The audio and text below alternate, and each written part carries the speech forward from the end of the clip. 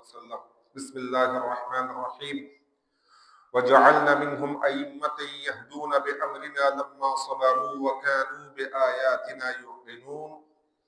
صدق الله المولانا العظيم وصدق رسوله النبي الحبيب الكريم. ربي صل وسلم وبارك عليه. উপস্থিত হযরত মুসল্লিন আযম রাহিমানি ওয়া রাহিমাকুমুল্লাহ তাআলা, আসসালামু আলাইকুম ওয়া রাহমাতুল্লাহি তাআলা ওয়া বারাকাতুহু। সর্বপ্রথম মহান রব্বুল আলামিনের দরবারে আলিশানে অগণিত অসংখ্য অফুরন্ত শুকরিয়া আদায় করছি যে রব্বুল আলামিন আমাদের প্রত্যেককে পবিত্র রজবুল মুরাজ্জাবের দ্বিতীয় জুমাদের নক্ষত্র শুনিয়ে মসজিদে সমবেত হওয়ার তৌফিক এবং সুযোগ দান করেছেন। সেজন্য রব্বুল আলামিনের দরবারে আলিশানে শুকরিয়া আদারতে আওয়াজ দিয়ে বলি আলহামদুলিল্লাহ।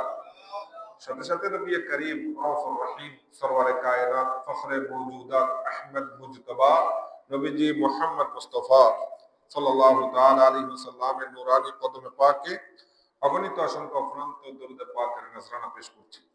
আমি আলোচনা শুরু করার পূর্বে আমাদের বাংলাদেশের তিনবারের সফল তিনি প্রধানমন্ত্রী ছিলেন মরহুমা বেগম খালেদা জিয়ার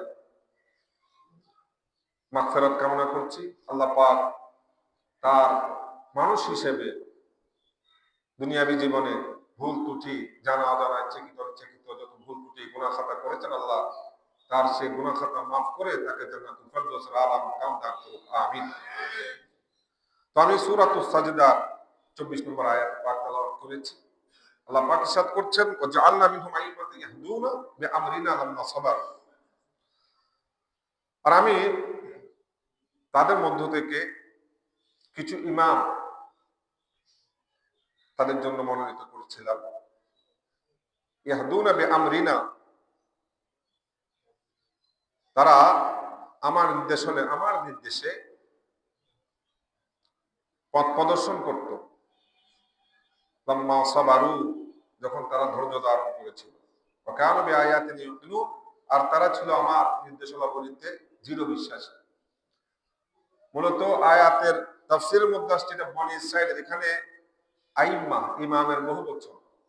বনী ইসরাইলের আম্বিয়া কিরামের কথা বলা হয়। যত বনী ইসরাইল দুশমনের অত্যাচারের উপর ধৈর্য ধারণ করেছিল এবং দ্বীনের উপর অটল ছিল যারা, তাদের জন্য তাদের মধ্য থেকে আল্লাহ পাক আইম্মা ইমাম প্রেরণ করেছেন যারা তাদেরকে সঠিক পথ প্রদর্শন করেছিল। তো এটা বনী ইসরাইলের নবীদের ব্যাপারে বলা হচ্ছে।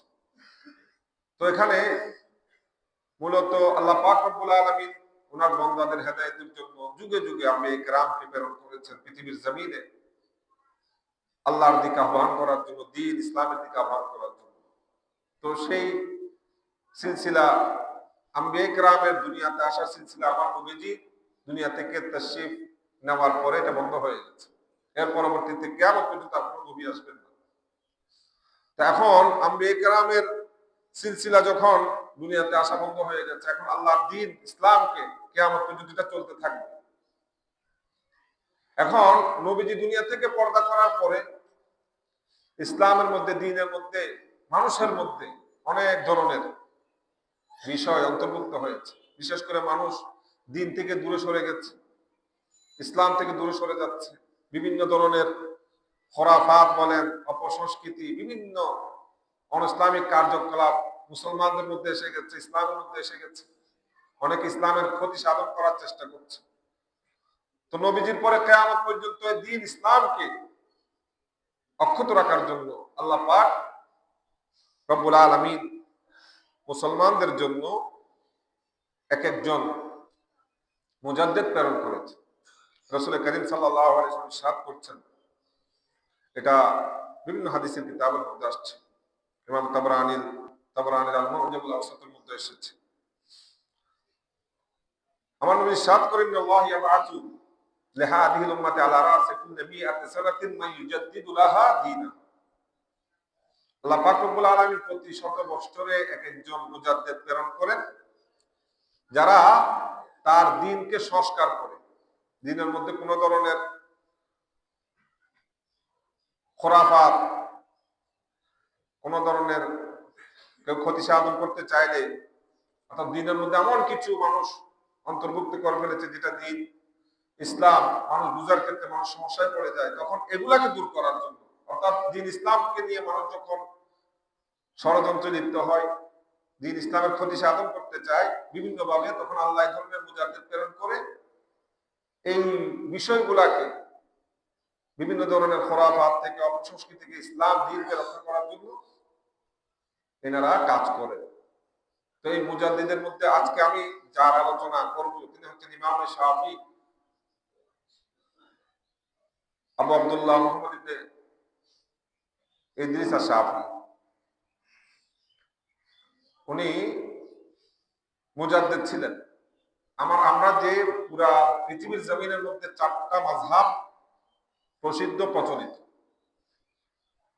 মাযহাব যারা অনুসরণ করে না, গায়রে মুকাল্লিদ, এরা ছাড়া পুরা পৃথিবীতে মুসলমান যারা আছেন তারা এই 4 মাযহাবের মধ্যে আছে, হানাফি, মালিকি, শাফি, হাম্বলি, এই 4 মাযহাবের অনুসরণের মধ্যে আছে। তো সেই ইমাম শাফি রাহমাতুল্লাহ আলাইহি রিসালাতুল মাস রজব মাস, ওনার সম্পর্কে আমাদের কিছু জানার প্রয়োজন আছে। ইমাম আবু হানিফা রাহমাতুল্লাহ আলাইহি সম্পর্কে আলোচনা করেছিলাম, আমরা কিছু ওনার সম্পর্কে জানি, ইনশাআল্লাহ ভবিষ্যতে আলোচনা হবে। এই 4 ইমাম সম্পর্কে আমাদের আলোচনা করা দরকার, শোনা দরকার। তো ইমাম শাফি রাহমাতুল্লাহ আলাইহি উনি 2য় শতাব্দীর মুজাদ্দিদ ছিলেন। এই ওনার জন্ম হচ্ছে 150 হিজরিতে। ইমাম আবু হানিফা রাদিয়াল্লাহু তাআলা আনহুর ইন্তেকালের পরে উনি জন্মগ্রহণ করেছেন। একজন গেছেন আর একজন এসেছেন। ফিলিস্তিনের মধ্যে ওনার জন্ম, বর্তমানে গাজা যেটা আমরা বলি গাজা, ওখানে। তো ইমাম শাফি রাহমাতুল্লাহ আলাইহি উনি মুজাদ্দিদ, মুজতাহিদ, আল্লাহর মকবুল বান্দা। উনি দুনিয়াতে আসার আগে ওনার আম্মাজান একটা স্বপ্ন দেখেছেন। স্বপ্নটা কি? তারিখে বাগদাদের মধ্যে আসছে, খতিব বাগদাদি এটা ঘটনা করতেছেন। বলে উনি একটা স্বপ্ন দেখলেন যে মুস্তারি নামে একটা সিতারা, এটা গ্রহ বলেছেন, একটা গ্রহ। উনি স্বপ্নে দেখলেন এই মুস্তারি সিতারাটা মিশরের মধ্যে এসে পড়েছে, এবং মিশরের মধ্যে এটা পড়ে এটা পুরা মিশরের মধ্যে টুকরা টুকরো হয়ে পুরা মিশরে ছড়িয়ে গেছে। স্বপ্ন দেখছেন মা, মুস্তারি একটা গ্রহ, একটা তারকা পড়ে এটা মিশরের মধ্যে পড়ে টুকরা টুকরো হয়ে ছড়িয়ে গেছে। এখন উনি এই স্বপ্নে তাবির, যারা স্বপ্নে তাবিরের অভিজ্ঞ, এরকম একজন ব্যক্তির কাছে গেলেন, জিজ্ঞেস করলেন যে আমি এরকম একটা স্বপ্ন দেখলাম, এটা তাবির কি হবে? তো বলছেন যে এটা তাবির হচ্ছে আপনার থেকে একটা সন্তান জন্মগ্রহণ করবে, যে সন্তানটা বড় আলেম হবেন, এবং তার এলম শুধু মিশরে না, মিশরে তো ছড়িয়ে পড়বে, তার মাধ্যমে তার জ্ঞান, তার এলম গোটা পৃথিবীর জমিনের মধ্যে ছড়িয়ে পড়বে। জোরে বলি না সুবহান। স্বপ্নে তিনি ব্যাখ্যা করতে উনি বলছেন স্বপ্ন মুস্তারি, এখানে এটা সিতারা দেখছেন, ঠিক আছে, এটার তাবির হচ্ছে আপনার সন্তান। এমন একটা সন্তান আপনি জন্ম দিবেন যে সন্তান বড় আলেম হবেন, যুগশ্রেষ্ঠ আলেম হবেন, তার জ্ঞান গরিমা শুধু মিশরে না গোটা বিশ্বের জমিনের মধ্যে ছড়িয়ে যাবে। এটা উনি জন্মগ্রহণ করার আগে স্বপ্ন দেখেছেন। এবং ইমাম শাফি রাহমাতুল্লাহ আলাইহি উনি প্রথম দিকে আপনার আরবি ভাষা এবং আরবি কবিতার প্রতি ওনার একটা আকর্ষণ ছিল, এগুলা নিয়ে উনি থাকতেন। সাহিত্য আর কি, আরবি সাহিত্য, ভাষা সাহিত্য, কবিতা, এগুলো নিয়েছিলেন, এবং এগুলাতে ওনার মেহারত ছিল, উনি এগুলা নিয়ে সবসময় পড়ে থাকতেন। তো একদিন আরবের যে বড় বড় বিখ্যাত কবি ছিল তার মধ্যে একজন হচ্ছে লাবিদ। এই লাবিদের কবিতা উনি পড়ছেন। উনি বলছেন হঠাৎ করে আমি একটা আওয়াজ শুনলাম, কাউকে দেখছি না, কিন্তু আওয়াজ কি শুনলাম যে তুমি এই এই সাহিত্য, এই কবিতা, এগুলো পড়ে কেন সময় নষ্ট করছো? তুমি কোরআন এবং হাদিসের জ্ঞান অর্জন করো। জোরে বলি না সুবহানাল্লাহ। এবার শাফি রাহমাতুল্লাহ আলাইহি বলছেন আমি দেখছি না, একটা আওয়াজ শুনলাম যে তুমি এইসব শের আশারে সময় নষ্ট করবে না, কারণ তোমাকে তো আল্লাহ এই কাজের জন্য তৈরি করেন নাই, তোমার মাধ্যমে বড় খেদমত আল্লাহ পাক নেবেন। উনি বলছেন সেই থেকে শুরু হয়েছে আমার ভিতরে একটা পরিবর্তন হয়েছে। আমি হযরত সুফিয়ান বিন উয়াইনা রাদিয়াল্লাহু তাআলা আনহু, এভাবে মুসলিম বিন খালেদ জিনজি, যিনি মুফতি আজম মক্কার মুফতি আজম ছিলেন, এভাবে ইমাম মালিক রাহমাতুল্লাহ আলাইহি সহ আরো অনেক থেকে আমি আস্তে আস্তে এখন এগুলা ছেড়ে দিয়ে জ্ঞানের দিকে ধাবিত হলাম। এই সমস্ত যুগ শ্রেষ্ঠ মুহাদ্দিস মুফাসসির আলেমদের থেকে, ওলিদের থেকে আমি জ্ঞান অর্জন শুরু করলাম এবং জ্ঞান অর্জন করা শুরু করেছি, জ্ঞান অর্জন করছি। শুধু তাই না, আপনার ইমাম শাফি রহমতুল্লাহ আলাইহি একটা ঘটনা একজন নকল করছেন যে ইমাম শাফি রহমতুল্লাহ আলাইহি বলেন, আমি স্বপ্নে মাওলা আলী শেরে খোদা রাদিয়াল্লাহু তাআলা আনহুকে দেখলাম। ওনাকে দেখে আমি লাফ দিয়ে উঠে দৌড় ওনার কাছে চলে গেলাম। আচ্ছা, হঠাৎ করে এরকম মাওলা আলী শেরে খোদাকে দেখলে মানুষ আশ্চর্য হয়ে যাবে। যদি স্বপ্নে আপনি এমন একজন ব্যক্তিকে পছন্দ করেন বা অনেক বড় একজন আলেম যদি আপনার ঘরে আসে হঠাৎ করে, আপনি কোনো দাওয়াত দেন নাই বা দাওয়াত ছিল না, বা আপনি উনি আসবে এরকম আপনি জানেন না, হঠাৎ এসে গেল, তখন আপনার অনুভূতি কিরকম হবে? বলে মাওলা আলী শেরে খোদা রাদিয়াল্লাহু আনহুকে দেখে লাফ দিয়ে উঠলেন, উঠে মুসাফাহা করলেন। করার পরে মাওলা আলী শেরে খোদা ওনাকে জড়িয়ে ধরলেন, ওনার হাতের আংটি ইমাম শাফি রহমতুল্লাহ আলাইহিকে পরিয়ে দিলেন। তো ইমাম শাফি রহমতুল্লাহ আলাইহি স্বপ্নের ব্যাখ্যা যখন একজন ব্যক্তি থেকে জানতে চাইলেন, ওই যে যারা স্বপ্নের সকাল হলো একজন স্বপ্নের ব্যাখ্যাকারীর কাছে এটা জানতে চাইলেন, বলে আপনি তো খুশনসিব, মাওলা আলী শেরে খোদা রাদিয়াল্লাহু তাআলা আনহুকে আপনি দেখেছেন স্বপ্নের মধ্যে, এই দেখাটা আপনার জন্য জাহান্নামের আগুনকে হারাম করে দিয়েছে। মাওলা আলী শেরে খোদার স্বপ্নে দিদার আপনার জন্য জাহান্নামের আগুন হারাম হয়ে গেছে। এরপরে বলছেন আপনার সাথে উনি যে মুসাফাহা করলেন, এটার মাধ্যমে কিয়ামতের ময়দানে যে হিসাব, এটা আপনার জন্য, এই হিসাব থেকে আপনি নিরাপদ হয়ে গেলেন। কারণ কিয়ামতের ময়দানে হিসাব এটা কঠিন হবে, অনেক কঠিন হবে। আল্লাহ আমাদেরকে সেই কিয়ামতের কঠিন হিসাব থেকে হেফাজত করুক, আমিন। বলে তৃতীয়ত, আংটি যেটা পরিয়ে দিয়েছেন এটার মাধ্যমে দুনিয়ার জমিনের মধ্যে মাওলা আলী শেরে খোদা রাদিয়াল্লাহু তাআলা আনহুর যে শোহরত, আপনারও এরকম শোহরত পুরো জমিনের মধ্যে ছড়িয়ে যাবে। এটা ইমাম শাফি রাহমাতুল্লাহ আলাইহি স্বপ্নে দেখেছেন। তো এইভাবে ওনার আল্লাহ পাক ওনার মাধ্যমে দ্বীনের খেদমত দিবেন, এইভাবে উনি আলম হাসিল করছেন। মাওলা আলী শেরে খোদা রাদিয়াল্লাহু আনহুকে স্বপ্ন দেখেছেন, এবং কি ওনার কুওয়াতে হাফাজা যেটাকে বলা হয়, স্মরণ শক্তি এত বেশি ছিল। এমনি উনি ইমাম মালিক রাহমাতুল্লাহ আলাইহির কিতাব মুয়াত্তা, হাদিসের কিতাব, অনেক বড় হাদিসের কিতাব, এটা উনি মুখস্থ করে ফেলেছেন। একটা হাদিসের কিতাব মুখস্থ করে ফেলা এটা এত সহজ বিষয় না, তাও ইমাম মালিক। উনি এখন কি বলছেন, বলে আমি এভাবে জ্ঞান অর্জন কিভাবে করতাম। এখন তো আমাদের এখানে খাতা কলম কোনো কিছুর অভাব নেই লেখার জন্য। উনি বলছেন উনি খুব দ্রুত খতমে কোরআন দিয়েছেন, খতম কোরআন করে ফেলেছেন।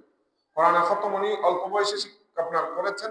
এরপর উনি বলছেন আমি উলামায়ে কেরামের মজলিসে বসতাম, সেখান থেকে আমি দ্বীন হাদিস শিখতাম, মাসলা মাসাইল শিখতাম। শুধু তাই না, আমাদের ঘর ছিল মক্কায়ে মুকাররমার খাইফ নামে একটা উপত্যকায়।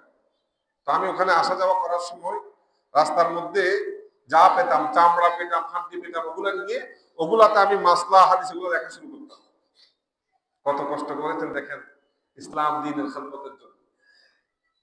আমরা এখন তো কিতাব পেয়েও পড়ি না। আচ্ছা, কিতাবের চেয়ে আরো সহজ হচ্ছে এখন আমাদের যে আধুনিক যুগে ইন্টারনেট, এখানেও পড়ার একটা সুযোগ আছে। আমাদের ছেলেরা এখানেও এখন পড়ে না, কিতাব তো দূরের কথা। আমরা মোবাইল ইউজ করি, ট্যাব ইউজ করি, এগুলো আমরা ইউজ করি, কিন্তু এগুলো ভালো কাজে ইউজ করি। কিন্তু পড়াটা এখানে সহজ। অথচ ওনারা ওই সময় কত কষ্ট করেছেন, বলে আমি চামড়াতে হাদিস মাসলা মাসাইল গুলা লিখতাম, হাত দিতে লিখতাম, শুধু লিখতাম না, লিখে এগুলো আমি জমা করতাম। আমার ঘরে একটা কুয়া ছিল, ওই কুয়াতে এগুলা জমা করতে করতে পুরো কুয়াটা ভরপুর হয়ে গেছে। হাদিসে পাকের একটা জাখিরা হয়ে গেছে, মাসলা মাসাইলের একটা জাখিরা হয়ে গেছে। সে হচ্ছে ইমাম শাফি রাহমাতুল্লাহ আলাইহি। তো এগুলো কষ্ট করেছেন, এগুলো হয়েছে কেমনে? এগুলো এমন হয় না, ওনার অধ্যবসায়ের কারণে। কারণ এটা ওনার অধ্যবসায়টা এসেছে মাওলার একটা হুকুমে। রাসূল কারীম সাল্লাল্লাহু আলাইহি ওয়াসাল্লাম ইরশাদ করতেন, মান ইউরিদিল্লাহু বিহি খায়রান ইউফাক্কিহু ফিদ-দ্বীন। আল্লাহ যদি কারো ভালাই চায়, আল্লাহ তাকে দ্বীনের ফাহম দান করেন, দ্বীনের জ্ঞান দান করেন। তো ইমামে শাফি রাহমাতুল্লাহ আলাইহি থেকে যখন আমার আল্লাহ সে ভালাই চেয়েছেন সেটা ওনাকে দান করেছেন। ওই যে বললাম উনি ওনার আবার তেলাওয়াত খুব সুন্দর ছিল। উনি ইমাম মালিকের মুয়াত্তা মুখস্থ করেছেন, হিফজ করেছেন। একদিন উনি ইমাম মালিক রাহমাতুল্লাহ আলাইহির কাছে গেলেন, হুজুর আমি আপনার কিতাবটা আপনার কাছে পড়তে চাই। বলে আমার একজন কাতেবাতে হাবিব, সে কেরাত করে, তার কাছে যাও, আমার এখন আমি পারবো না, আমার সময় নেই। বলে হুজুর একটা পৃষ্ঠা শোনেন, আমি একটা পৃষ্ঠা তেলাওয়াত করব, যদি আপনার ভালো না লাগে আমি এই ছেড়ে দেবো, এখানে আর আসবো না। এক পৃষ্ঠা তেলাওয়াত করার পরে ইমাম শাফি বলছেন আমি চুপ। ইমাম মালিক বলেন আরেক পৃষ্ঠা পড়ো। যে ইমাম মালিক একটু আগে বলছেন আমার ওই কাতেবের কাছে যাও, আমার এখন সময় নেই, সেই ইমাম মালিক বলছেন এক পৃষ্ঠা তেলাওয়াত করার পরে বলে আরো একটু করো। ইমাম শাফি আরেক পৃষ্ঠা তেলাওয়াত করে চুপ। আবার বলে আরেক পৃষ্ঠা করো। এত সুন্দর ওনার তেলাওয়াত ছিল। এইভাবে তেলাওয়াত করেছেন ইমাম মালিক রাহমাতুল্লাহ আলাইহি। এটা প্রথমবার। দ্বিতীয়বারে আবার আসলেন, এদিকে পুরাটা উনি যেখানে এক পৃষ্ঠা শুনতে চান নাই, সেখানে ইমাম শাফি রাহমাতুল্লাহ আলাইহি পুরা মুআত্তা ওনাকে পড়ে শুনিয়েছেন। দ্বিতীয়বার আবার আসলেন, বলে হুজুর আমি এটা আপনার কাছে আবার পড়তে। হুজুর বলে আবার তো তুমি একটা শিক্ষক তালাশ করো। আবার বললেন হুজুর আমাকে আরেকবার শোনাইতে সুযোগ দেন। আবার শোনাইতেন। এভাবে পুরা শেষ করেছেন, শুরু থেকে শেষ পর্যন্ত। এবং ইমাম মালিক রাহমাতুল্লাহ আলাইহি ওনার জন্য দোয়া করেছেন, এত বেশি খুশি হয়েছে। তাহলে ইমাম মালিক রাহমাতুল্লাহ আলাইহি কি ছিলেন? মত ব্যক্তি, ওনার জন্য দোয়া করেছেন, মালিকি মাযহাবের যিনি ইমাম। এবং সবচেয়ে বড় মজার বিষয়, 15 বছর বয়সে উনি ফতোয়া দানের ইজাজত পেয়েছেন। তাও কে? ওই যে বললাম মুসলিম বিন খালেদ জিনজি রাহমাতুল্লাহ আলাইহি, যিনি মক্কার মুফতি আজম ছিলেন। উনি ইমাম শাফি রাহমাতুল্লাহ আলাইহিকে ফতোয়া দেওয়ার জন্য অনুমতি দিয়েছেন 15 বছরে। 15 বছর থেকে উনি ফতোয়া দেওয়া শুরু করেছেন। যেখানে আমরা 20-25 বছর মাদ্রাসায় পড়েও কিছু শিখতে পারি না। এগুলা হয় কেমনে? এগুলা শুধু কাসাবিতে হয় না। আপনি কিতাব পড়ে এত জ্ঞান অর্জন করতে পারবেন না। এগুলা মাওলার পক্ষ থেকে আতা হয়, আল্লাহ দান করেন। এলমে লাদুনি যেটাকে বলা হয়, এলমে লাদুনি ছাড়া এত সহজে এগুলো সম্ভব না। আল্লাহ ওনাদের কোনাকে এলমে লাদুনি দান করেছেন।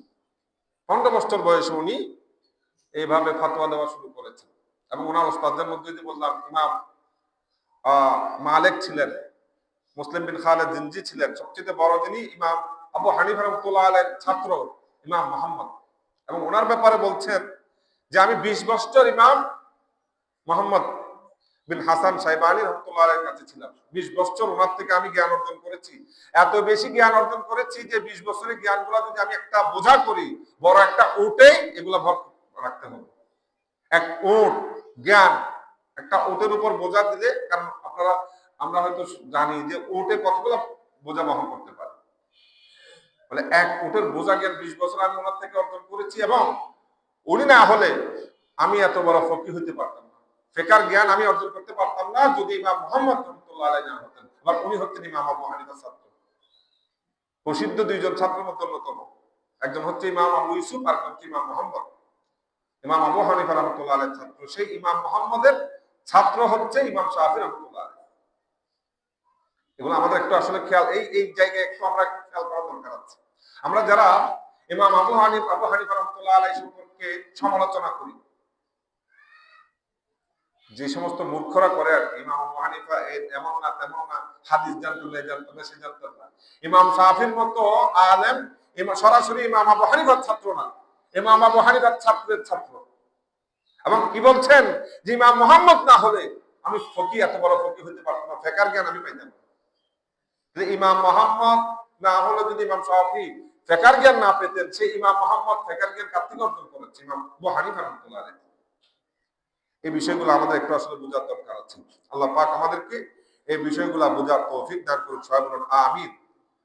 দেখেন ওনার জেহেন যাকাওয়াতের কথা বলছিলাম, বিশেষ করে হযরত আবু উবাইদা রাহমাতুল্লাহ আলাইহি বলছেন মা রাআইতু আহাদান আকালা মিনাশ শাফিঈ, বলে আমি ইমাম শাফি থেকে এত আকলমন্দ, এত জহিন আর কাউকে দেখি নাই।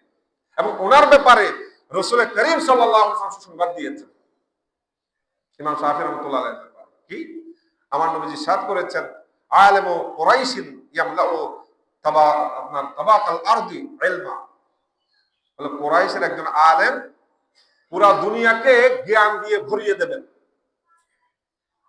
আলেম কুরাইশিন ইয়ামলাউ তাবাকাল আরদ ইলমা, জ্ঞান দিয়ে পুরা পৃথিবীর জমিনকে ভরিয়ে দেবেন একজন ব্যক্তি, কুরাইশের একজন আলেম।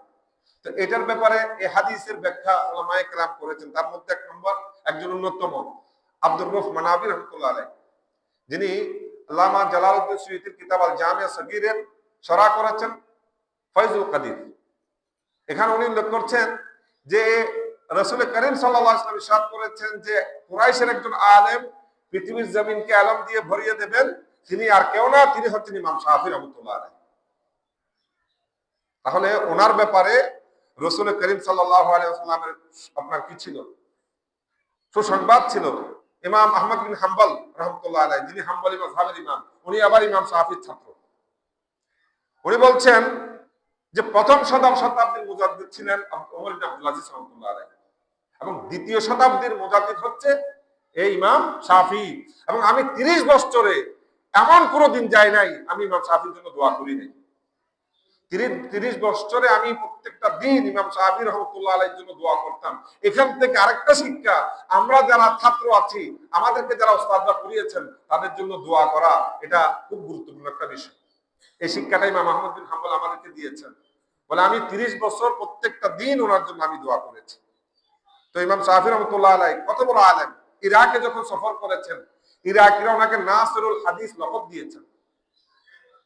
এবং ইমাম আহমদ বিন হাম্বল রাহমাতুল্লাহ আলাইহি বলছেন যে উনি হাদিস শুধু পড়েন নাই, হাদিসের ইত্তেবাও করতেন, সুন্নতের ইত্তেবা করতেন। এখন আমরা পড়ি, আমরা ইত্তেবা করি না। আমরা ওয়াজ করি, হাদিসের কথা বলি, সুন্নাহর কথা বলি, আমরা কয়জন আমল করি, কিন্তু উনি আমল করতেন ইমাম শাফি রাহমাতুল্লাহ আলাইহি। তো এটা হচ্ছে ওনার ইলমি শান। দুই একটা কথা, ওনার যে সিফত ছিল, ওনার আওসাফ, ওনার যে গুণ, কিরকম গুণী ছিলেন উনি, তার মধ্যে ওনার ভিতরে তাকওয়া, আখলাক হাসানা, আখিরাতের চিন্তাগুলো ভরপুর ছিল। বিশেষ করে হযরত সৈয়দনা হারুন বিন সাঈদ রাহমাতুল্লাহ আলাইহি বলছেন যে ইমাম শাফি রাহমাতুল্লাহ আলাইহি একবার মিশরে আসলেন। তো মিশরে যখন আসলেন, বলে কুরাইশি একজন আলেম মিশরে এসেছে, আমরা সবাই ওনাকে দেখতে গেলাম। দেখি যে উনি নামাজ পড়ছেন। বলে ওনাকে দেখে, আর ইমাম শাফি সুন্দর ছিলেন, বলে ওনার মতন এত সুন্দর কাউকে দেখি নাই, ওনার মতন এত সুন্দর করে নামাজ পড়তেও কাউকে দেখি নাই। নামাজ যখন শেষ হয়েছেন, উনি আমাদের সাথে কথা বলা শুরু করলেন। বলে কথা যখন বলা শুরু করেছেন, ওনার মতো এত সুন্দর কথা বলনেওয়ালা কেউ দেখিনি। এই ইমাম শাফি রাহমাতুল্লাহ আলাইহি উনি ওনার রাতকে 3টা ভাগে করতেন, 3টা ভাগ। প্রথম ভাগে উনি লেখালেখি করতেন, দ্বিতীয় ভাগে উনি নফল নামাজ পড়তেন, এবং তৃতীয় ভাগে আরাম করতেন। শুধু তাই না, রাত উনি ইবাদত করলে সর্বোচ্চ 50 আয়াত অথবা 100 আয়াত তেলাওয়াত করতেন নফল নামাজের মধ্যে। এবং যদি আপনার যে আয়াত, রহমতের যে আয়াতগুলো আছে, রহমত সম্পর্কিত আয়াত, এগুলো আসলে উনি শুধু নিজের জন্য না, গোটা বিশ্বের মুসলমানের জন্য, মুমিনের জন্য দোয়া করতেন। ইমাম শাফি রাহমাতুল্লাহ আলাইহি আমাদের জন্য দোয়া করে গেছেন। ওনার গুণটা দেখেন, ওনার ভালো যে আচরণ, হোসনে সুলুক। একজন দর্জির কাছে উনি জামা সেলানোর জন্য দিয়েছেন। এখন ওই দর্জি কি করেছে, ইমাম শাফিকে তো চিনে না, সে মজাক করে হাত একটা ছোট করেছে আর একটা বড় করেছে। এখন এটা দিয়ে দিয়েছে। আচ্ছা, এখন আমাদের সময় যদি এরকম কোনো দর্জি করে ভুলে, তার অবস্থা কি হবে? কথা পরে আগে মায়ের। উনি কি করেছেন দেখেন, উনি জামা দেখে নারাজ হন নাই, বলে আলহামদুলিল্লাহ ভালো হয়েছে, এই হাতটা তুলে ওযু করতে সুবিধা হবে, আর এই হাতের মধ্যে কিতাব নিতে সুবিধা হবে। এরপরে খলিফা যখন ওনার জন্য 10,000 দিরহাম পাঠালেন, উনি ওখান থেকে ওই দর্জির জন্য টাকা পাঠিয়ে দিলেন, শিলানির টাকা। এখন আমরা তো টাকাও দিব না, এই তুমি ভুলছিলে, আগে আমাকে ক্ষতিপূরণ দাও। টাকা নিয়ে যখন উনার সেই খাদেম গেল, বলে এটা আমি জামা, ওই এখন যে সিলেছে সে জিজ্ঞেস করছে এগুলা উনি কে? বলে ইমাম শাফি। দর্জি তো শেষ, হ্যাঁ হ্যাঁ আমি কার সাথে কাজ করলাম, এতক্ষণ চিনে নাই, মজাক করেছেন। উনি দৌড় ওনার দরবারে আসলেন, হুজুরের কদমে পড়ে গেলেন, হুজুর আমি ভুল করে ফেলেছি। বলে ওই দর্জি ওই দিন থেকে ইমাম শাফির দরবারেই ছিলেন, আর দাম নাই। এটাই হচ্ছে চরিত্র আলেম ওলামা। কিভাবে আমরা কি করতাম, উনি কি করেছেন। শুধু তাই না, ইমাম শাফি রহমতুল্লাহ আলাইহি বলতে গেলে আসলে এগুলা অনেক লম্বা কথা। যে ইমাম, আমি আর দুই একটা কথা বলে ওনার আলোচনা শেষ করছি, যেহেতু মাসলার বিষয় আছে। যে ইমাম শাফি রহমতুল্লাহ আলাইহি, ইমাম এখানে এনাদের চরিত্র, এনাদের আচার আচরণ গুলো আমাদের জন্য আসলে অনুসরণীয়, অনুকরণীয়। ইমাম মালিক রহমতুল্লাহ আলাইহির কাছে খোরাসান এবং মিশরের অনেকগুলা ঘোড়া মানুষের তোহফা পাঠাতেন এনাদের কাছে। যারা আল্লাহ হয়ে যান, দুনিয়া এনাদের মুখে হয়ে যান। মাল্লাহুল মাওলা ফালাহুল কুল। মাওলা যার জন্য হয়ে যান, গোটা দুনিয়া গোটা বিশ্ব তার হয়ে যায়। সুন্দর সুন্দর ঘোড়া। ইমাম শাফি বলেন, হুজুর আপনার ঘোড়াগুলো অনেক সুন্দর। এটা বলেন না, আমাকে একটা দেন। সুন্দর বলেছেন। ইমাম মালিক বলে, সবগুলো তুমি নিয়ে যাও। বলে, কি বলেন হুজুর? একটা আপনার জন্য রাখি। বলে, আমি ঘোড়া রাখি না, রাখবো না। কেন? বলে, আল্লাহর জমিনের মধ্যে আমি ঘোড়ায় উঠে আমার ঘোড়ার পাল্লার জমিনের উপর হাঁটবে, এবং যেই জায়গায় আমার নবীজির রওজায়ে পাক আছে সেখানে আমি ইমাম মালিক ঘোড়ায় করে চলবো, এটা কখনো হতে পারে না। আদব দেখেন রাসূল করিম সাল্লাল্লাহু আলাইহি ওয়াসাল্লামের প্রতি ইমাম মালিক আমাদেরকে শিখিয়ে গেছেন নবীর সামনে কিভাবে কথা বলতে হবে, নবীর ব্যাপারে কিভাবে কথা বলতে হবে। যেই জায়গায় নবী ছিলেন সেখানে উনি পায়ে জুতা পরে হাঁটতেন না। আজকে আমরা জবান দরাজি করি, যা ইচ্ছা তাই বলি।